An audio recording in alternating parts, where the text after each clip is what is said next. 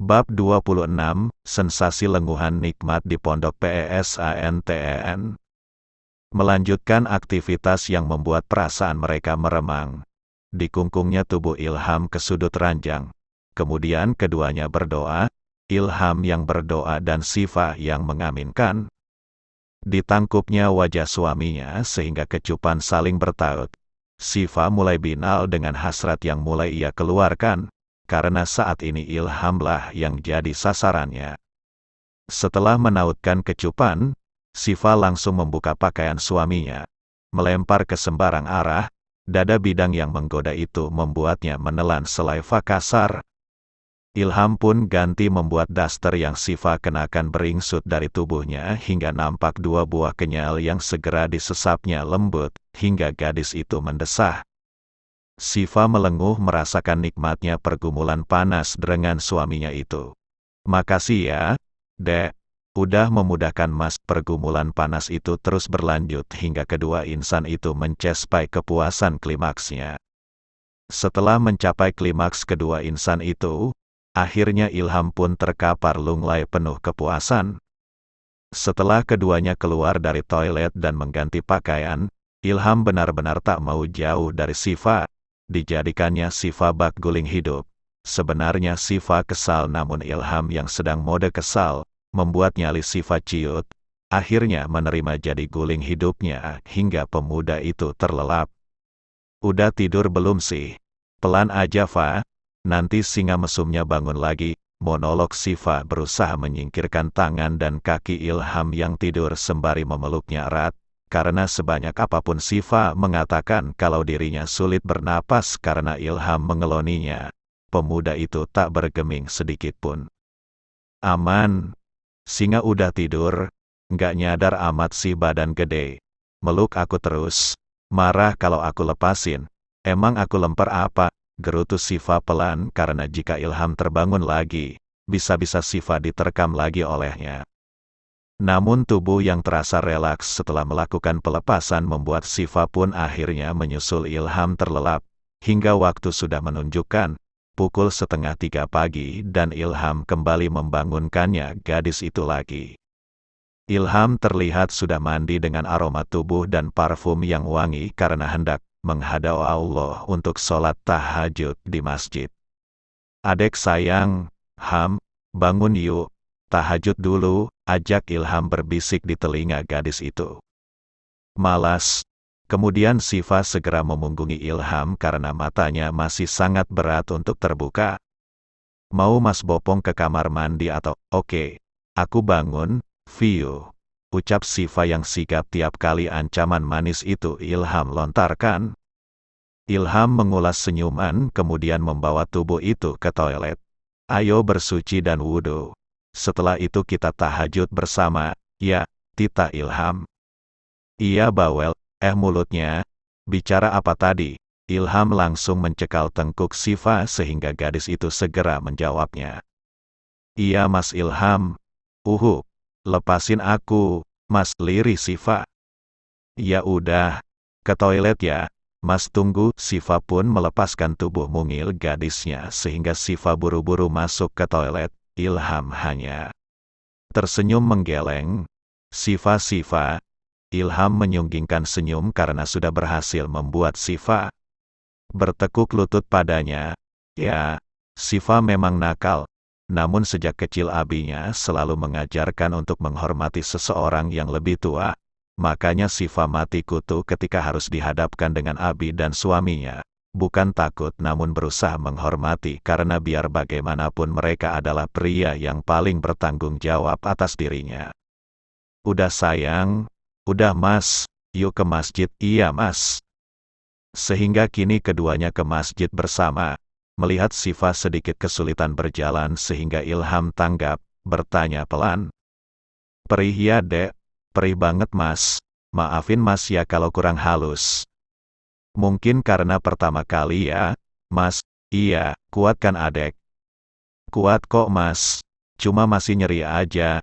"Ya udah jalannya pelan aja, ya, sayang." Syifa hanya mengangguk menimpali titah suaminya. Setelah melaksanakan tahajud, Syifa jalan bergandengan bersama Ilham. Melihat Linda yang tak ada lagi di tengah mereka malah membuat Siva rindu. Namun jika ada gadis itu, maka Siva pun takkan tenang menjalani mondoknya karena terus kena bully. Adek kenapa melihat pohon itu? Nggak tahu. Itu si Linda kan udah nggak di sini lagi. Mas, keinget aja waktu dia sangkutin sandalku di pohon itu. Ngapain kamu inget kelakuan buruk si Linda? Nggak tahu, keinget aja. Kadang kasihan. Tapi kalau masih ada dia, aku juga pasti masih akan jadi bahan bulian dia aja. Semoga Linda bersikap lebih baik di tempatnya yang baru, Dek. Amin, Mas. Ya udah, kamu ke asrama aja. Mas ada urusan mau rapat karena lusa ada bazar, Dek. Rapat jam segini? Siva mengernyit. Mas mau baca Quran sebentar, terus subuhan baru rapat. Adek tidur sendiri nggak apa-apa kan? Nggak apa-apa, malah aku senang. Kamu bicara apa tadi, Dek? B bukan apa-apa kok, hehe. Ya udah, untung Ilham tak mendengarnya. Kalau tidak bisa berabe. Pagi ini para santriwati makan pagi di ruang makan santri sebelum persiapan mengaji. Hari ini menunya, tempe, tahu, sayur asam dan sambal, begitupun sudah nikmat karena barokah. Siva pun menikmati sarapannya dengan santai. Senangnya Linda si pentolan resek itu udah cabut dari sini, ucap Medina. Senang banget kamu, Selorodina. Lah abisnya ngeselin banget. Sok senior, sok cantik, sok segalanya. Akhirnya kena batunya kan, imbuh Medina lagi. Fa, kenapa kamu diam aja? Kamu sedih apa? Tanya Medina. Biasa aja, aku malas aja ngomongin dia, nggak penting soalnya. Sahut Siva. Sahutan Siva membuat Dina teringat sesuatu. Karena Siva sedikit sulit berjalan tadi, dengan dirinya yang biasa pecicilan. Sehingga Dina bertanya itu ketika di koridor asrama putri ketika hendak berjalan untuk persiapan mengaji sementara Siva masih diskors dan harus bersihkan toilet lagi, di sisa masa hukumannya yang masih berjalan. Fa, kamu masih diskors kan? Iya. Nanti aku titip materi aja deh. Sama kamu. Aku mau ke toilet dulu, ya. Yang semangat ya, Fa. Kamu aman sekarang, gak akan ada yang nyakitin kamu lagi. Jadi kamu bisa belajar dengan tenang, ucap Dina seraya merangkul sepupunya itu. Iya, Fa. Ngomong-ngomong aku perhatiin dari tadi kamu jalannya agak ngangkang. Kenapa gitu? Ngangkang oh hehe. Aku agak sakit kakiku hehe. Oh, kirain kenapa? Emang kamu jatuh? Enggak kok. Udah deh. Kamu ke kelas Gih, aku mau ke toilet ya. Iya.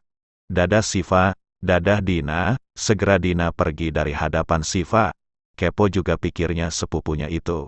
Masa iya Siva katakan jika Ilham abis mencoblosnya kan malu. Kemudian gadis itu menuju ke toilet untuk membersihkan toilet. Sisa besok hari terakhir gadis itu bisa bebas mengaji lagi. Ketika membersihkan toilet Siva jadi teringat ketika bertengkar dengan Linda dan dibully temannya saat itu. Namun tak lama terdengar suara Linda. Siva, Linda. Siva tak yakin namun ia memutar tubuhnya melihat Linda ada di hadapannya. Fa, bisa kita bicara? Tanya Linda. Linda menjelaskan semuanya dan meminta maaf. Karena minggu depan ia aja melanjutkan studinya di luar Kairo. Kamu nggak meneruskan aja buat mondok di sini, Lin. Pondok ini kan punya orang tua kamu. Aku harus patuh sama Abi. Maafin aku ya, dan makasih kamu udah menyadarkan aku. Aku janji setelah ini aku nggak akan nakal lagi. Merubah sikapku juga, aku salut kamu kan nakal juga. Tapi kamu bisa menahan emosi untuk nggak balas aku. Semoga kamu berhasil jadi santri di sini. Ucap Linda seraya mengulurkan tangan sehingga Siva menjabat tangannya, seraya memeluk gadis itu. Jaga diri kamu, semoga di sana kamu bisa menggapai cita-citamu, Linda, ucap Siva. Amin. Ya udah aku duluan, ya, aku udah minta maaf ke semua santri yang aku sakiti dan terakhir adalah kamu. Semangat, Fa. Semangat juga, Linda, aku duluan. Assalamualaikum. Waalaikumsalam. Terasa sedih ketika melepaskan teman yang meski sudah menyakiti namun di saat terakhir tetap saling memaafkan. Ternyata meski peraturan di pondok itu mengikat, namun kebersamaan yang ada di sana, sukacita karena jauh dari orang tua membuat Syifa giat menjalani hari-hari menjadi santri di pondok. Terlebih Allah yang Maha Baik, memberikan jodoh yang selalu menuntunnya untuk berubah menjadi gadis yang istiqomah. Ya, semoga bisa segera istiqomah ya Syifa, meski selalu oleng.